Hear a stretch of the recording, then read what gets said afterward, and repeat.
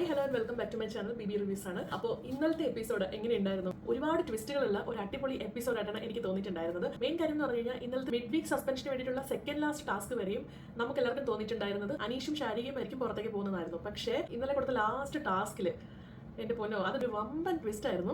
ആ ഒരു ടാസ്കിൽ നമുക്ക് അനീഷിന്റെ ഡിറ്റർമിനേഷൻ പെർഫെക്റ്റ് ആയിട്ട് അറിയായിരുന്നു. പുള്ളിക്കാരൻ നല്ലതുപോലെ കളിച്ചു. അങ്ങനെ ബുദ്ധിപരമായി കളിച്ചതുകൊണ്ട് മാത്രമാണ് അനീഷിനെ ഇപ്പോൾ വീടിനകത്ത് നിൽക്കാനും ഒനിലിനെ ഷാരികയോടൊപ്പം പുറത്തേക്ക് അയക്കാനും കഴിഞ്ഞത്. അതുപോലെ തന്നെ രണ്ടാമതുണ്ടായ ട്വിസ്റ്റ് എന്ന് പറയുന്നത് ജിസേലിന് കിട്ടിയ റേസ് ബാഡ്ജിന്റെ കാര്യമാണ്. ആ ഒരു സംഭവം ജിസേലിന്റെ കൈവെള്ളലോട്ട് ഇങ്ങനെ വന്നതിന് ശേഷം അത് എടുക്കാൻ പോയ ആരുടെയോ കൈതട്ടി ജിസേലിന്റെ കൈലോട്ടൊന്ന് വീണതാണ്. ഭയങ്കരമായി സന്തോഷമായിരുന്നു ജിസേൽ അത് കിട്ടിയപ്പോൾ. പക്ഷേ കണ്ടുകൊണ്ടിരിക്കുന്ന ഒരു പെൺകുട്ടികൾക്കും അത് ഇഷ്ടപ്പെട്ടിട്ടില്ല. എങ്ങനെ ഇഷ്ടപ്പെടും? തൊട്ട് തലേദിവസം കൂടെ അതിന്റെ പേരിൽ വഴക്കും ശകടയെല്ലാം നടന്നിട്ടിരിക്കുകയല്ലേ. അപ്പോൾ പിന്നെ എങ്ങനെ ഇഷ്ടപ്പെടും? അപ്പോൾ എന്തായാലും അത് ഇഷ്ടപ്പെട്ടാലും ഇഷ്ടപ്പെട്ടില്ലേലും ജിസേലിന് കിട്ടി.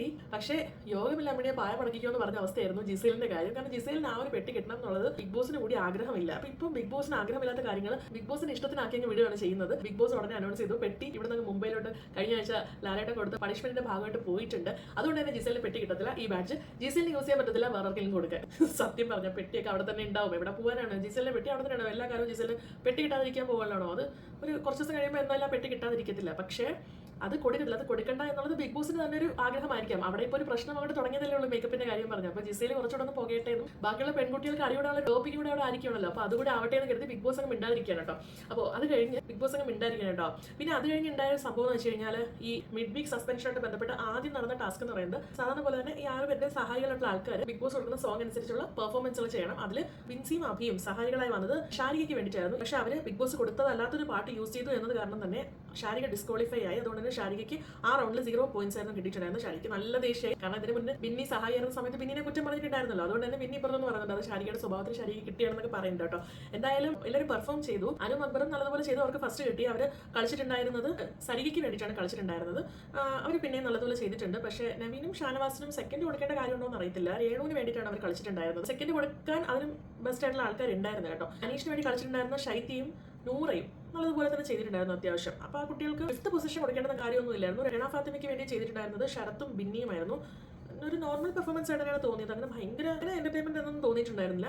ആരിനും ജിസേലിനും അവർ ഓണിയലിന് വേണ്ടിയിട്ട് കളിച്ചിട്ടുണ്ടായിരുന്നത്. അവർക്ക് 3rd പൊസിഷൻ കൊടുത്തു. അപ്പോൾ ഇവിടെ ഈ ഒരു ടാസ്കിൽ വിധി നിർണ്ണയിക്കുന്നത് ഈ പറയുന്ന 6 പേര്, അതായത് മിഡ് വീക്ക് സസ്പെൻഷനിൽ നിൽക്കുന്ന 6 പേർ അവരായിരുന്നു ഇതിന്റെ വിധി കർത്താക്കൾ. അതുകൊണ്ട് തന്നെ അവിടെ ഒനിയിൽ ഇങ്ങനെ ഇടപെട്ട് ഓരോ കാര്യങ്ങളൊക്കെ പറഞ്ഞ് എല്ലാവരും ഒന്ന് സെറ്റ് ആക്കി അനീഷിനെ അങ്ങ് ലാസ്റ്റ് കൊണ്ടുവന്നു. കാരണം ഒനിയലിനെ അറിയാം അനീഷിനെ ലാസ്റ്റ് കൊണ്ടുവന്നാൽ മാത്രമേ ഒനിയലിനെ പിടിച്ചേക്കാൻ പറ്റൂ. കാരണം ഒനിയലാണ് അനീഷിന് തൊട്ട് മോള് നിൽക്കുന്നത്. അത് അനീഷിന് മനസ്സിലായി. അനീഷിന് വേണ്ടി കളിച്ച ശൈത്യക്കൊക്കെ ഭയങ്കര വിഷമമായിരുന്നു. പുറത്തിറങ്ങിയ ശേഷം ഇവിടെ ഒരു പൊളിറ്റിക്സ് കളിക്കുകയാണ്, നമുക്ക് എന്തിനാണ് ലാസ്റ്റ് തരേണ്ട കാര്യമുണ്ടെന്നൊക്കെ പറഞ്ഞ് പറയുന്നുണ്ട്. അപ്പോൾ ബാക്കിയുള്ളവർ അനീഷിനോട് പറയുന്നുണ്ട് നിങ്ങൾ ബാക്കിയുള്ളവരോട് നല്ല രീതിയിൽ നിൽക്കണം, നല്ല രീതിയിൽ നിൽക്കാത്തത് കൊണ്ടാണ് അവർ ഇങ്ങനെ ഒരു അവസരം വരുമ്പോൾ നിങ്ങൾക്ക് എഗെയിൻസ്റ്റ് ആയിട്ട് പണി തരുന്നതൊക്കെ പറയുന്നുണ്ട്. പക്ഷേ അതൊക്കെ ടാസ്കിൽ ബാധിക്കേണ്ട ഒരു കാര്യമല്ല. ടാസ്കിൽ ടാസ്ക് ആയിട്ട് എടുക്കണം. പിന്നെ ഒനിയൽ അവിടെ ഒനിയലിന്റെ സർവൈവൽ നോക്കി എന്ന് മാത്രമേ പറയാനുള്ളൂ കേട്ടോ. അത് കഴിഞ്ഞിട്ട് ലാസ്റ്റ് ഒരു ടാസ്ക് ബിഗ് ബോസ് കൊടുക്കുകയാണ്. അവിടെ ബിഗ് ബോസ് ഉണ്ടാക്കിയ ട്വിസ്റ്റ് എന്ന് പറഞ്ഞു കഴിഞ്ഞാൽ ഇവിടെ ഈ കണ്ടസ്റ്റൻസിനെ സഹായിക്കേണ്ടത് സഹായികളല്ല, കണ്ടസ്റ്റൻസ് തനിയാണ് ടാസ്ക് ചെയ്യേണ്ടത്. അപ്പോൾ തന്നെ അതിനകത്ത് കുറെ പേരുടെ ഫ്യൂസ് പോയി കേട്ടോ. ഈ 6 പേര് ഓടിച്ചെന്ന് ബസർ അമർത്തണം.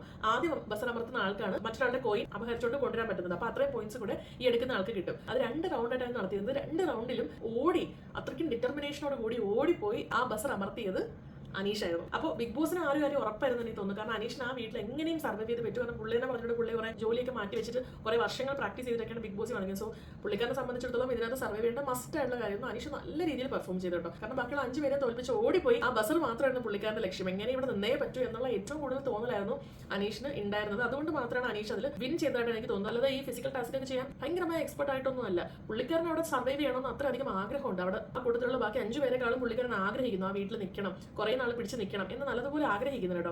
ആ ഒരു ഡിറ്റർമിനേഷനാണ് ഞാനതിൽ കണ്ടത്. പുള്ളിക്കാരൻ പോയി ഒനിയലിന്റെ കല്ലുകൾ മാത്രമാണ് എടുത്തിട്ടുണ്ടായിരുന്നത്. അതുകൊണ്ട് തന്നെ ഏറ്റവും ലാസ്റ്റ് ആയിരുന്നു അനീഷ് 4th പൊസിഷനിലായി. ഒടുവിൽ ഷാരികയും ഒനിയലിനെയുമാണ് മിഡ് വീക്ക് സസ്പെൻഷനിൽ ഹൗസിന് പുറത്തേക്ക് ആക്കുന്നത്.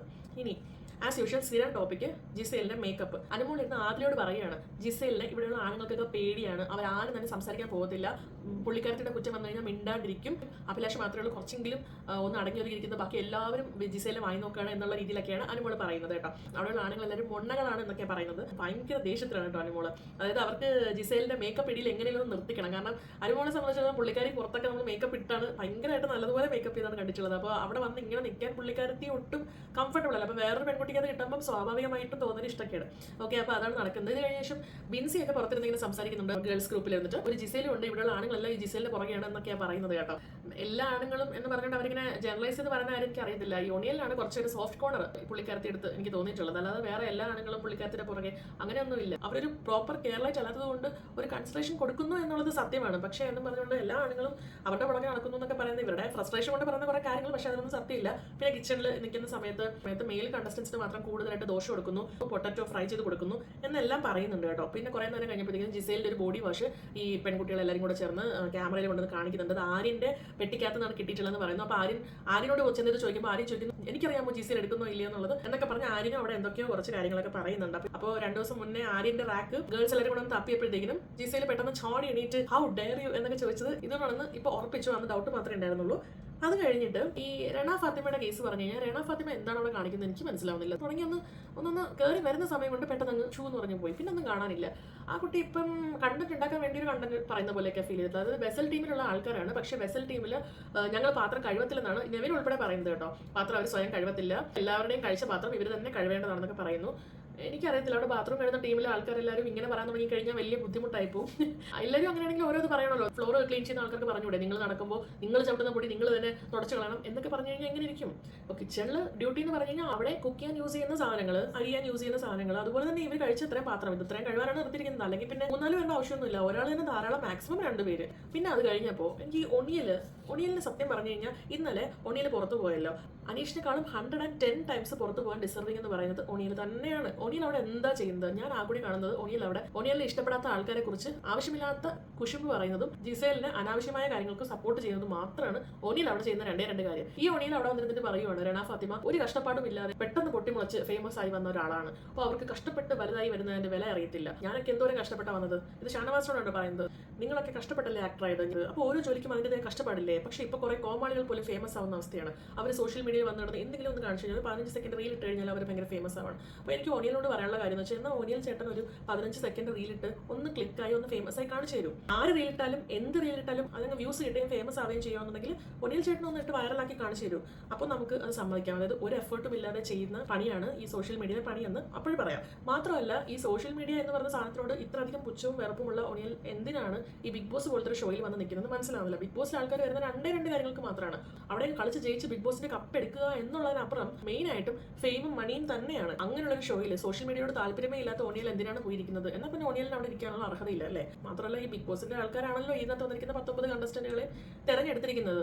അപ്പോൾ പിന്നെ ഒണിയൽ അവിടെ നിന്ന് ഇങ്ങനത്തെ ന്യായവാദങ്ങൾ പറയേണ്ട കാര്യമുണ്ടെന്ന് തോന്നുന്നില്ല. എന്തെങ്കിലും ഒരു സ്പാർക്ക് അവർക്ക് കിട്ടിയിട്ടായിരിക്കും അവർ ആൾക്കാരെ ഇങ്ങോട്ട് സെലക്ട് ചെയ്യുന്നത്. പിന്നെ എന്തിനാണ് ഒണിയൽ അവിടെ നിന്ന് ഇമാര് ഡയലോഗ് അടിക്കുന്നത്? ഒണിയൽ വല്ല ഉണ്ടെങ്കിൽ ഒണിയൽ സ്വയം കളിക്കുക. മറ്റൊരു കണ്ടസ്റ്റന്റ് അത്ര മാത്രമേ ഞാൻ വില കൊടുത്തിട്ടുള്ളൂ, അല്ലാതെ വലിയ കാര്യമായിട്ടൊന്നും ഞാൻ കൊടുത്തിട്ടില്ല. എന്തിനാണ് ഇങ്ങനെയൊക്കെ? Give respect and take respect, അത്രേ ഉള്ളൂ. അതുപോലെ കിച്ചൺ ടീം ഫുഡ് ഉണ്ടാക്കി കൊടുക്കുമ്പോൾ ബാക്കിയുള്ള ഹൗസ് മേറ്റ്സിന് എല്ലാവർക്കും ഗോതമ്പ് ദോശയും ഷുഗറും ചേർത്താണ് ഉണ്ടാക്കി കൊടുക്കുന്നത്. പക്ഷേ കിച്ചൺ ടീമിലെ ആൾക്കാർ ആലു പറാത്തയാക്കി കഴിക്കും. ഇതിന്റെ പേരിൽ അനീഷ് എന്ന് പറഞ്ഞ കിച്ചൺ ടീം ക്യാപ്റ്റനെ എല്ലാവരും കൂടെ ഫയർ ചെയ്യുകയാണ്.